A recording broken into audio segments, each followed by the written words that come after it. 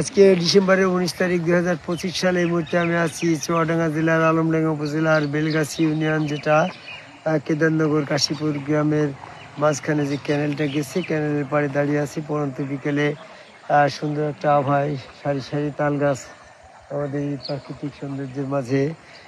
একটা বিষয় বলতে চাচ্ছি, ওই প্রেক্ষাপটটা যেটা হচ্ছে আল্লাহ রাব্বুল আলামিন সশরীরে বেহেশতের ভিতরে আদম আলাইহিস সালামের সাথে কথা বলল যে, হে আদম, তুমিও তোমার স্ত্রী এখানে জান্নাতে থাকো, কিন্তু নিষিদ্ধ বৃক্ষ থেকে ভক্ষণ করো না। এই কথাটা যখন আল্লাহ আদমের সাথে বলছে, তখন তো আল্লাহর সাথে সশরীরে সরাসরি আদম আলাইহিস সালামের সাথে সাক্ষাৎ হচ্ছে, কথা হচ্ছে। তাহলে আদম আলাইহিস সালাম সরাসরি আল্লাহ পাকের ফিজিক্যাল সাক্ষাৎটা পেয়েছিল। তো ঠিক এরকমভাবে নবী মুহাম্মদ সাল্লাল্লাহু আলাইহি ওয়াসাল্লামকে যদি ফিজিক্যাল সাক্ষাৎ না দিয়ে থাকে, তাহলে নবী মুহাম্মদ সাল্লাল্লাহু আলাইহি ওয়াসাল্লামের সাথে আদমের মর্যাদা সম্পূর্ণ পার্থক্য দেখা দেয়। সেক্ষেত্রে সূরা বাকারার 136 নম্বর আয়াতে বলছে, নবীদের ভিতরে কোনো বৈষম্য নাই। তাহলে আদম আলাইহিস সালামের সাথে সরাসরি আল্লাহ যেমনটি কথা বলেছে, সকল নবীর সাথে যদি আল্লাহ সরাসরি এই এরকমভাবে কথা না বলে থাকে, তো তাহলে তো নবীদের কারোর সাথে আল্লাহ কথা বলেছে আর কারোর সাথে বলে না, এমনটা হয়তো।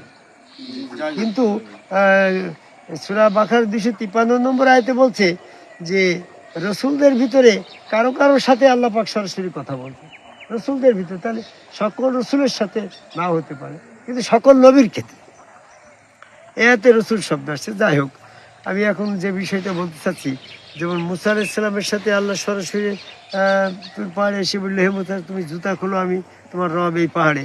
তাহলে ফিজিক্যাল বডি দিয়ে তার শ্রবণযোগ্য দূরত্বে ছিল। মুহাম্মদ সাল্লাল্লাহু আলাইহি সাল্লামের ক্ষেত্রে যখন নজমের 6 নম্বর আয়াতে বলছে, মুহাম্মদ সাল্লাল্লাহু আলাইহি সাল্লামের স্বরূপ ধারণ করে আসমানের ঝুলন্ত চেয়ারে যখন সেই মহাশক্তিশালী সত্তা উদয় হইল, আস্তে আস্তে কাছে আসলে সাক্ষাৎ দিল। তাহলে এখানে তো শ্রবণযোগ্য দূরত্বে 2 ধনুকের ব্যবধান। সেই আল্লাহকে যদি আমাদের পেতে হয়, লাভ করতে হয়, তাহলে সেই আল্লাহর মানুষের সাথে কথা বলার সময় ছদ্মবেশ ধারণ করে কথা বলে। তাহলে আমার ক্ষেত্রে, সকল মানুষের ক্ষেত্রে, নবীদের ক্ষেত্রে ছদ্মবেশ ধারণ করে কথা বলেছে। অনেকেই বলে ছদ্মবেশটা মানে তো হেজাব, হেজাব মানে তো পর্দা। মুসার সাথে আল্লাহ সরাসরি কথা বলে নাই, মাঝখানে হেজাব ছিল। হেজাব মানে পর্দা, হেজাব মানে পর্দা। এটাও ডিকশনারিতে আসছে। হেজাব মানে, হেজাবের 3টি অর্থ। একটা হচ্ছে পর্দা, হেজাব মানে পর্দা। আর একটা হচ্ছে হেজাব অর্থ অবগুণ্ঠন, মানে ঢেকে ফেলা। যেমন বোরখা পরো না, ওটা হেজাব, ঢেকে রাখা। আরেকটা হচ্ছে ছদ্মবেশ, যেমন এসপি অফিসার, পুলিশের এসপি ছদ্মবেশ ধারণ করে তোমার গ্রাম ভিজিট করে গেল, কেউ বুঝতে পারলো না যে এটা প্রকৃতপক্ষেই এসপি সাহেব। এটা তো এসপি আসছে, ব্যক্তি এসপি, ঠিক আছে, কিন্তু সে ছদ্মবেশে আসছে, যাতে সরাসরি তার অফিসারই সেই রূপটা সে গোপন করছে। এটার নাম ছদ্মবেশ। তো ঠিক আরশ আজিমে আল্লাহ যে রূপে, যে সুরতে আসছিল, সেই রূপের ছদ্মবেশ ধরে মুসার সাথে কথা বলল যে, মুসা, তুমি জুতা খোলো, সূরা তাহার 12 নম্বর আয়াত। তো এরকমভাবে আমার গবেষণা এখন যেটা বলছি, যে মুহাম্মদ আদম আলাইহিস সালামের সাথে যখন আল্লাহ কথা বলল, তখন আল্লাহ কোন সুরতে বাস আদম আলাইহিস সালামের সাথে যখন কথা বলে, তখন কয়টা ফিজিক্যাল বডির অস্তিত্ব ছিল, এটা আমাদের গবেষণা। 1 নম্বর অস্তিত্ব ছিল, আদম ফিজিক্যাল বডিতে ছিল, মা হাওয়া ফিজিক্যাল বডিতে ছিল, ফেরেশতা এবং জিন, আজাজিল যেটা বলা হয়, এটা তো ফিজিক্যাল বডিতে ছিল। তো আল্লাহ কি ওইখানে তোমার নিরাকারে ছিল, কিংবা ওই অশারীরিক ছিল? এরকম ভাবে অনেকেই।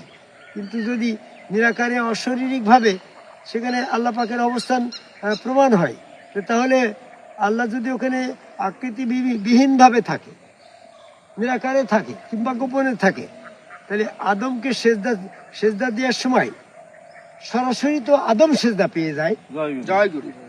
খেয়াল করে দেখো আনোয়ার, তুমি তো ম্যাথমেটিক্সের শিক্ষক, হাই স্কুলের শিক্ষক, তোমার তো এই জ্ঞানটা তো আছে যে মাঝখানে যদি কিছু সামনে কিছু না থাকে আর আমি যদি তোমার ঘুষি মারি তাহলে সরাসরি তো নাকে যাই লাগে।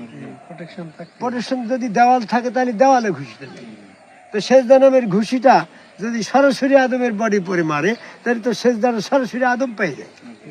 এই জন্য সেখানে আল্লাহ পাকের বডি দাঁড়িয়ে গেল, ফিজিক্যাল বডিতে আল্লাহ আদমের সামনে দণ্ডায়মান হয়ে গেল, আদম থাকলো পিছনে। এই যেমন তুমি আছো না, আমি যদি তোমার সামনে আসি তাহলে কিন্তু তুমি আড়ালে পড়ে গেছো, ভিডিও আর তুমি আসলে না। তো ঠিক আল্লাহ পাক যদি আলাদাভাবে দাঁড়িয়ে সেজদা নেয় আদমকে সেজদা করতে ফেরেশতাদের বলে, আল্লাহ যদি আদম এবং আল্লাহ যদি সেপারেট ভাবে থাকে তাহলে ফেরেশতাদের যখন বলা হইলো তুমি আদমকে সেজদা করো, তখন ফেরেশতার তো বসত প্র্যাকটিক্যালি আদমকে সেজদা না করে আল্লাহকে সেজদা করে ফেলবে। এখানে তো একটা মিস্টেক হয়ে যেতে পারে, কারণ যার যেমনটা অভ্যাস, ফেরেশতারা সবসময় আল্লাহকে সেজদা করে আসছে। যদি কোনো ওই পিরিয়ডে যদি আল্লাহ সামনে দাঁড়িয়ে আছে আর যদি সেজদা করে আদমকে, তাহলে তো এটা একটা লজ্জার ব্যাপার হয়, মানে ফেরেশতাদের অভ্যাসের পরিবর্তন হয়ে যায়। এটাও একটা চিন্তা করি, আল্লাহ এরকম চিন্তা করলো নিরাকারে থাকলেও সেজদা আদম পাই যাচ্ছে। আবার যদি আদম ফিজিক্যাল বডি নিয়ে থাকি, এরকম দূরত্বে থাকি, তাহলে ফেরেশতারা আদমকে সেজদা করার হুকুমে পালন করতে ব্যর্থ হতে পারে, সরাসরি আল্লাহকেই সেজদা করে বসতে পারে। এই জন্য আল্লাহ তখন এমন একটা কৌশল অবলম্বন করলো যেন সেজদা আদমের দিকেও যায়, আবার আল্লাহ ওই সেজদা থেকে দূরে না থাকে। এই জন্য আল্লাহ যে মুহূর্তে আদমকে সেজদার অনুষ্ঠানটা করলো, সেখানে তিনি ফিজিক্যাল বডি ধারণ করলো, যে রূপটা তার প্রকৃত আল্লাহ পাকের যে প্রকৃত ছদ্মবেশী রূপ, সেই রূপটা তিনি ধারণ করলেন। মানে আদম রূপ, মানুষ রূপেই তো আল্লাহ। এখন যদি বলি, আমাকে যদি কেউ জিজ্ঞাসা করে, আগো আপনি হাসিবুল চিশতি বলছেন যে আল্লাহ এই মানসির মতো, মানুষ আল্লাহর মতো, তা আপনি যখন মানুষ আল্লাহর মতো বলছেন, তাহলে মানুষের সাথে আল্লাহ পাকের একটা উপমা সেটিং করে তো আল্লাহ সম্পর্কে উপমা দেওয়া, এটা তো আপনার সেরেক হয়ে যাচ্ছে। মানুষ আল্লাহর মতো, এটা কেমন হয়ে যাচ্ছে না? তো কথাটা যদি মানুষ আল্লাহর মতো বলি, তাহলে এটা ভুল আসতে পারে, ভুল ধরার সম্ভাবনা আছে।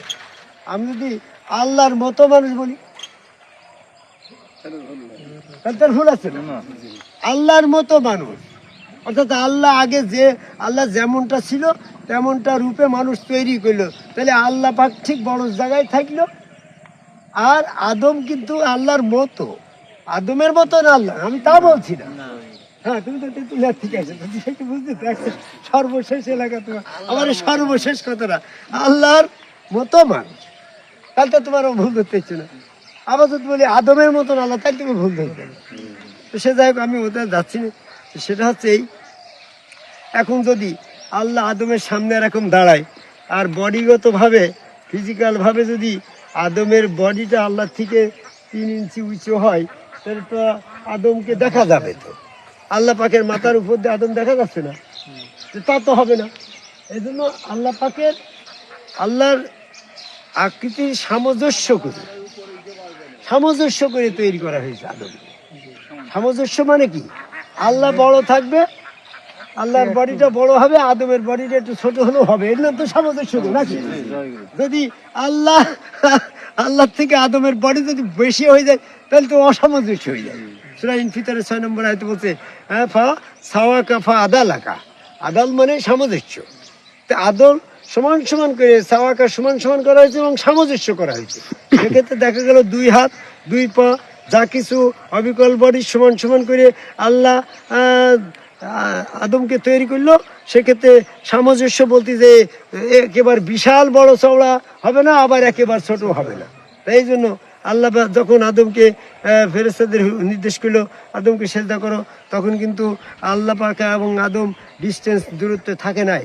যেমন মুসার সাথে পাহাড়ে কথা বলার সময় শ্রবণযোগ্য দূরত্বে ছিল বিধায় মুসা এবং আদম আল্লাহ পাকের মাঝখানে কিছুটা দূরত্ব ছিল। সূরা তাহার 12 নম্বর আয়াত এবং সূরা নজমের 6 নম্বর আয়াতে আল্লাহ বডি নিয়ে মুহাম্মদ সাল্লাল্লাহু আলাইহি ওয়াসাল্লামের সামনে যখন দণ্ডমান হলো 2 ধনুকের ব্যবধান ছিল, কিন্তু আদমের ক্ষেত্রে যখন কথা হচ্ছে তখন কিন্তু 2 ধনুকের ব্যবধানের কথা বলে নাই।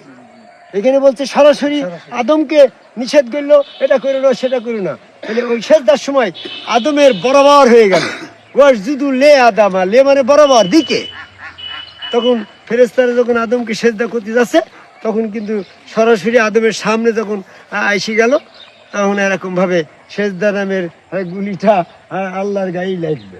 এবং সিনেমায় আমরা দেখি না, বড় হয়ে যাচ্ছে কথা, তা বলতে আরবিকে মাস্টার্স করছি, তা অটোমেটিক উপমা এসে যাই গো। ভালো করে খেয়াল করো যে আমরা অনেক সময় সিনেমায় দেখি না, এরকম ভিলেন নায়ককে গুলি করে দিল, সাথে সাথে নায়িকারা সেই নায়ককে জীবন বাঁচার জন্য এখানে যে বুক পেতে দিল, গুলিটা কিন্তু নায়কের গায়ে লাগলো না, নায়িকার গায়ে লেগে গেল। এখানে সেজদা নামের গুলি ফেরেশতারা যখন আদমের দিকে মারতে যাচ্ছে, আল্লাহ তখন সরাসরি আদমের সামনে দণ্ডায়মান হয়ে গেল, সেজদাটা কিন্তু আল্লাহর পায়ে পেল গো। তাহলে ঘটনাটা কিন্তু সেখানে আল্লাহ ছিল ফিজিক্যাল বডিতে, আদমও ছিল। যদি দূরত্ব থাকতো তাহলে 2টা সমস্যা হতো। একটা সমস্যা হতো ফেরেশতারা আবেগবশত আল্লাহকেই সেজদা করে ফেলতে পারে। আল্লাহ যদি আদমের থেকে 1 ইঞ্চি বা 2 ইঞ্চি দূরে থাকে তাহলে ইবলিসও তো আল্লাহকে সেজদা করে তার আপত্তি করবে না, তখন তো ইবলিসকে আর কাফের প্রমাণ করা যাচ্ছে না। তাহলে আদম সৃষ্টির প্রতিনিধি সৃষ্টির যে রহস্য ছিল, মানব আল্লাহ নিজ তৈরি মানব তৈরি করার যে রহস্য ছিল, রসুল প্রতিস্থাপন করার যে উদ্দেশ্য ছিল, এই উদ্দেশ্য ব্যর্থ হয়ে যায়। এই জন্য একেবারে আদম বরাবর আল্লাহ দাঁড়িয়ে সেজদা নিয়েছে। তাই আমরা এখন যারা ফিজিক্যাল বডিতে আল্লাহ দর্শন করতে চাই, তাহলে আদম কাবাই সেজদাকারী একজন সমগ্র রসুলের কাছে বায়াত গ্রহণ করে সেইখানে ওই হাত আল্লাহর, পা আল্লাহর, চেহারা আল্লাহর, ওল বডি ফিটনেস অফ আল্লাহ, এরকম বিশ্বাসী হয়ে যখন রসুলের সাথে সাক্ষাৎ করি, রসুলের সাক্ষাৎ করা মানে আল্লাহর সাথে সাক্ষাৎ করা হয়ে যায়। এই জন্য ফিজিক্যাল বডিতে আমাকে শ্রবণযোগ্য দূরত্বে যদি আল্লাহর কথা শুনতে হয়, তাহলে ফিজিক্যাল রসুলকে আল্লাহ বিশ্বাসের স্তরে নিয়ে গিয়ে সেখানে দাঁড় করে সেজদা করলেই ফিজিক্যাল আল্লাহকে পাওয়া সম্ভব। জয় গুরু।